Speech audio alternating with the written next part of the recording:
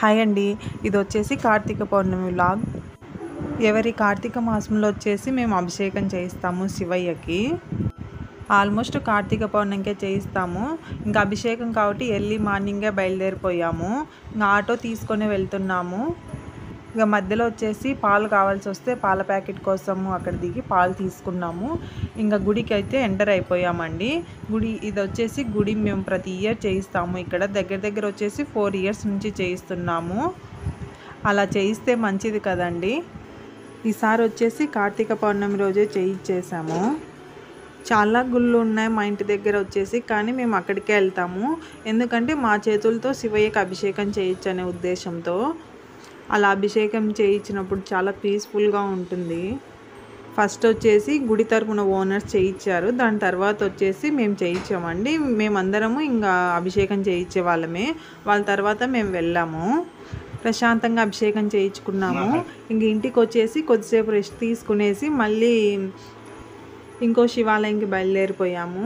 అక్కడ వచ్చేసి మనకి 108 శివలింగాలు ఉన్నాయని చెప్పారు. మీకు ఎవరికైనా ఈ ప్లేస్ తెలిసి ఉంటే కామెంట్ సెక్షన్లో కామెంట్ చేయండి. అక్కడికి బయలుదేరిపోయాము. ఎందుకో ఆ రోజు ఫుల్గా వర్షం పడుతుంది. మేము ఎక్కడికైనా బయలుదేరేటప్పుడు ఆల్మోస్ట్ గవర్నమెంట్ పెట్రోల్ బంక్లోనే పెట్రోల్ పట్టిస్తాము. అక్కడ కల్తీ ఉండదని మా నమ్మకం అండి. మీరు కూడా ఇంతేనా? ప్రైవేట్ దాంట్లో కల్తీ ఉంటుందని ఏం చెప్పలేను, కానీ ఒక నమ్మకం అండి మాకైతే. మేము ఇక్కడ పట్టించేసుకొని ఇంకా బయలుదేరిపోయాము. అది వచ్చేసి సబ్ జైలు దగ్గర పట్టించేసాము. ఇంకా మనం ఎక్కడికి బయలుదేరిపోయామంటే కనుమలోపల్లి దగ్గరకండి. ఇది వచ్చేసి తిరుపతి రోడ్ వస్తుంది. ఇంకా తిరుపతి అంటేనే మనకు గుర్తొస్తుంది కదా, 7 కొండలు. అంత నల్లమల ఫారెస్ట్ అండి చుట్టూ. చాలా ఇంకా గుడి దగ్గరకు వచ్చేసామండి. ఇది నేను ఫస్ట్ టైం చూడడం గుడి. చాలా ఎక్సలెంట్గా ఉందండి. బయటనే మనకు ఆంజనేయ స్వామి విగ్రహం దర్శనం ఇస్తుంది. ఇలా బయట వచ్చేసి ఇలా కట్టారండి. లోపలికి ఎంటర్ అవుతున్నాం. ఇక్కడ మనకి ఎంట్రన్స్లోనే వాటర్ ప్యాకెట్స్ కూడా అవైలబుల్ ఉన్నాయి, ఇస్తున్నారు.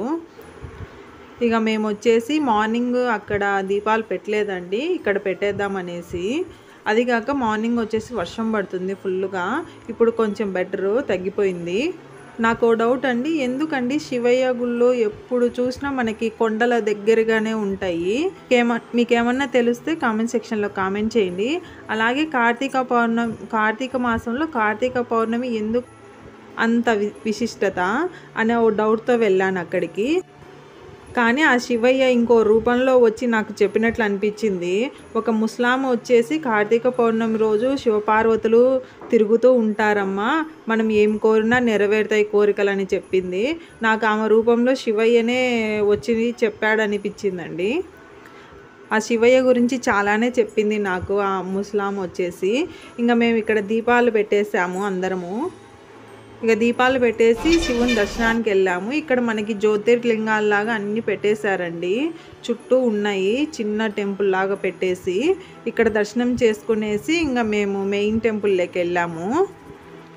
ఇక్కడ అర్ధనారీశ్వర్లాగా కూడా ఒక స్టాచ్యూ పెట్టారండి, చాలా బాగుంది చూసేదానికి. ఈ గుడి వచ్చేసి అండర్ కన్స్ట్రక్షన్లోనే ఉంది. ఇంకా ఇంప్రూవ్ చేస్తే చాలా బాగుంటుంది. ఆల్మోస్ట్ కడుతున్నారు, పనులు అయితే జరుగుతున్నాయి. ఇది వచ్చేసి మెయిన్ టెంపుల్ అండి. ఇక్కడ వచ్చేసి 108 శివలింగాలు ఉన్నాయి. ప్రతి స్టెప్స్ మీద ఇలా అరేంజ్ చేసేసారు. ఇంకా దర్శనం చేసుకుని గుడి మొత్తం చూసేద్దామని వెళ్ళాము. ఇక్కడ అక్కదేవతలు కూడా పెట్టారు. అండ్ ఇక్కడ ఆంజనేయ స్వామి కూడా ఉన్నారు. ఇక్కడ కోనేరు కూడా ఉందండి, అది కూడా కడుతున్నారు. అంతా ఫుల్గా అంతా కట్టేస్తే చాలా బాగుంటుంది. ఇక్కడ కళ్యాణం చేయిస్తున్నారంట. కళ్యాణం అయిపోయిన తర్వాత భోజనాలు చేసుకొని వెళ్ళండి అని చెప్తున్నారు. కావాలంటే అక్కడే ఉండి మనం కళ్యాణం చూసుకొని భోజనాలు చేసుకొని వెళ్ళిపోవచ్చు. ఇంకా అంత దర్శనం అయిపోయినాక వచ్చేసాము. బయటకు వచ్చేసి దాని పక్కనే మనకి మానసాదేవి గుడి ఒకటి ఉందండి, అక్కడికి వెళ్దామని బయలుదేరిపోయాము. ఇక్కడ వచ్చేసి మనకి సర్పదోషాలు అలాంటివి ఉంటే పోతాయంట. ఇక్కడ రాశారు, మనకి ప్రతి మంగళవారం శుక్రవారం పూజలు చేస్తారంట. ఇది చూడండి పుట్ట ఎంత పెద్దగా ఉందో, గర్భగుడి ఎదురుతా ఉంది. దీని చుట్టూ నాగుల్లాగా అంతా కట్టేశారండి. ఈ వీడియో ఇంతే. ఈ వీడియో కనుక మీకు నచ్చితే సబ్స్క్రైబ్ చేసుకోండి.